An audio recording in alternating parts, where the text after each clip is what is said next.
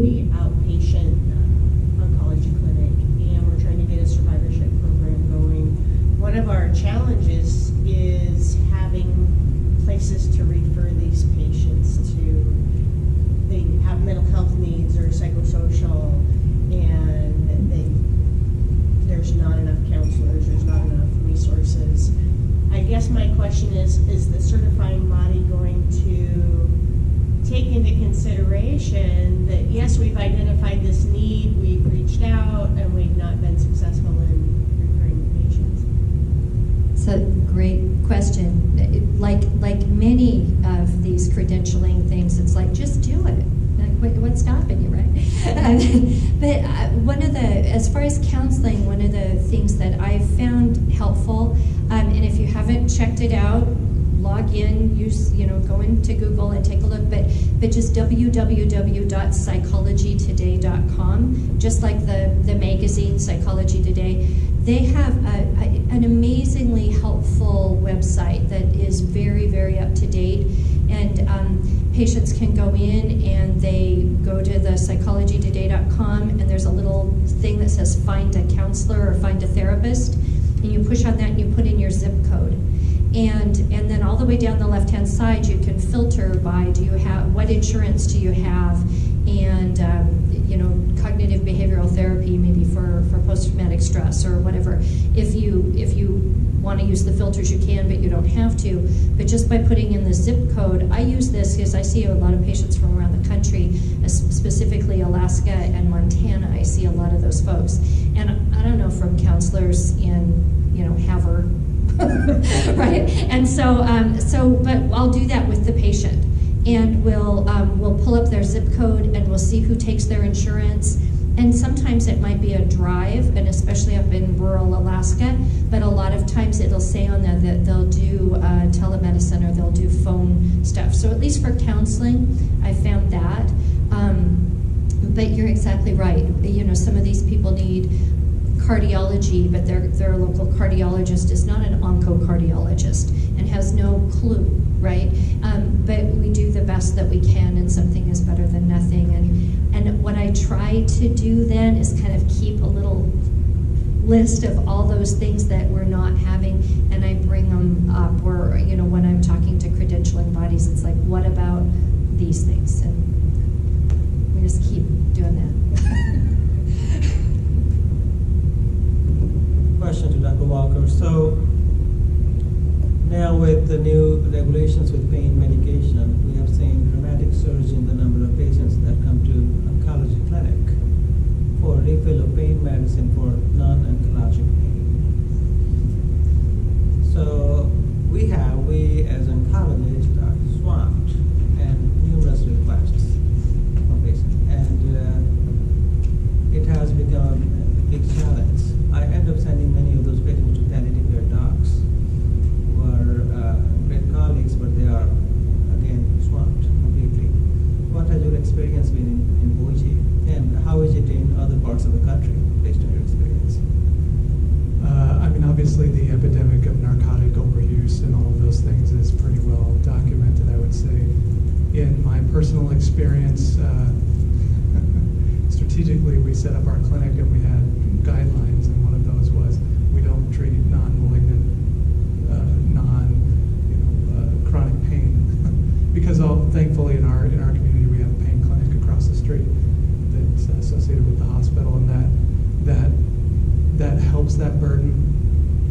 There are cases that I just believe, as a palliative care provider, there are cases where pain is so complex, which is why these pain modules that are through this CAPC website, they talk about identifying what type of pain, where it's coming from, which specific drugs are best for that kind of pain, and which other contributing factors, so that you can actually try and figure out the best treatment strategy for pain. And there's a fine line between the compassionate use, I don't know if that's the right term, but between trying to help people in that situation versus what the FDA and everybody's doing to limit the use of narcotics. And it's going to be, the next few years are going to be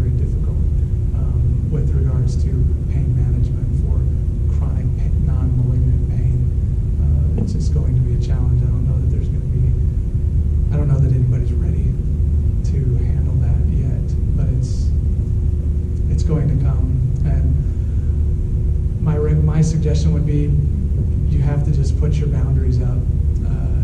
It's hard, but sometimes, like the situation that you described, it's almost impossible. There's a compassionate element to it, and that's where usually from my front, the most recent situation is I had someone come to me that was on 180 milligrams of methadone a day, and nobody else would take care of him. He couldn't find anybody in the community to take care of him. And so I did, but I said, look, you're in a position where you will not receive care unless you work with me to taper down. And he's on, I think, 60 milligrams now, and he's done well, and we found other ways to treat his pain, and we've gotten him through his bone marrow transplant and all of that stuff, but nobody would help him. And so it's a fine balance, and palliative care providers are kind of in the middle of that because of all of the complexity of pain management. So. Yeah, I mean, I see it's really. I work in the emergency department, and we haven't even had for any patient at all.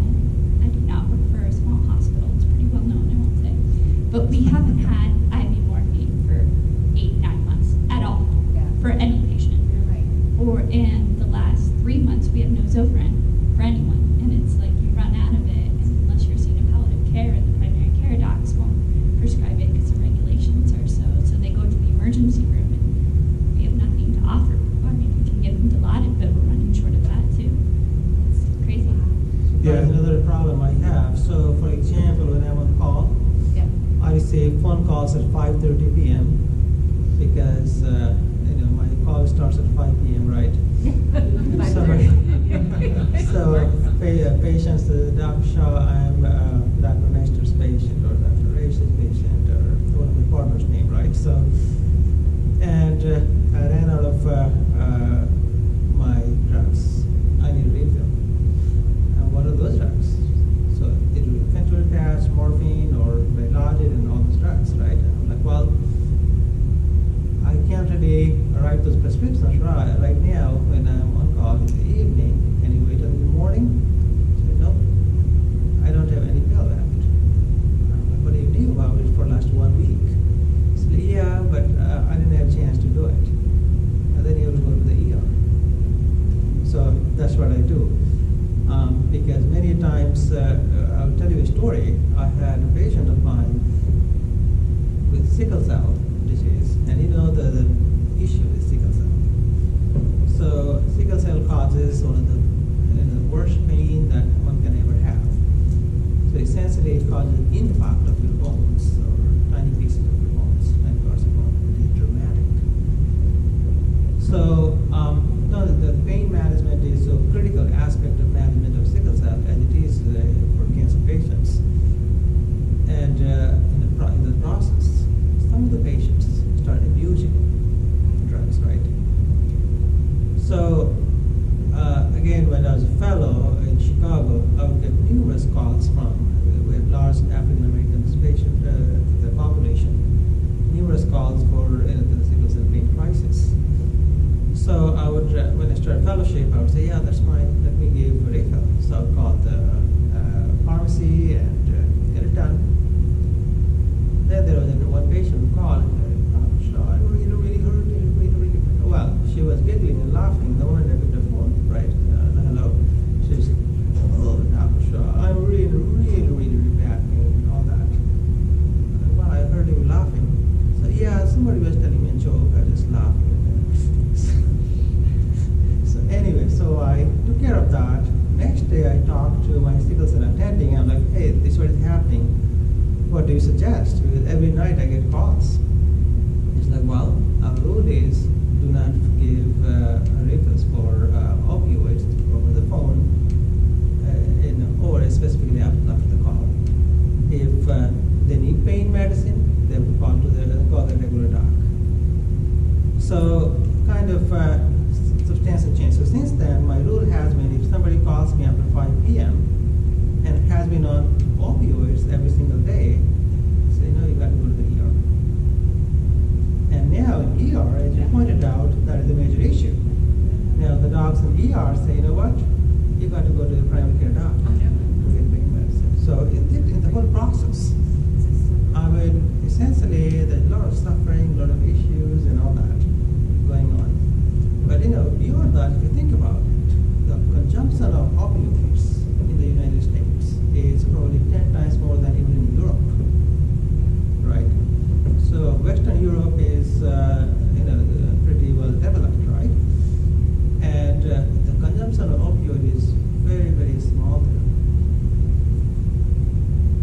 think would be the major differences and what can be done to better manage our patients in the current situation where we can't write opioids freely?